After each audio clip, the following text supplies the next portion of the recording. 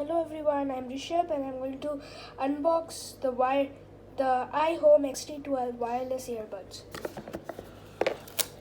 So this is what comes in the pack. So this is the case.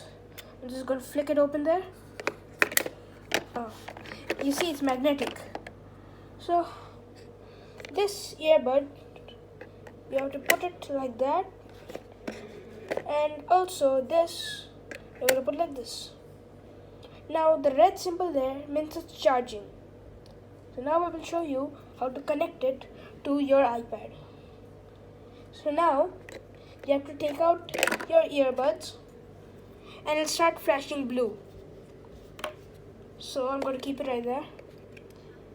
Yeah, both of them are flashing blue. Now I'll go to the settings section on my iPad.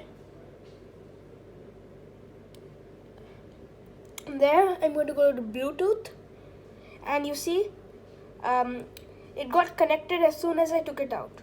So if you like to disconnect it and use it in another device, just click here. Then go back to Bluetooth. If you like to connect it, you have to turn it on, which means it's flashing blue, and then just click here and it shows it's connected and it's ready for use. Thank you.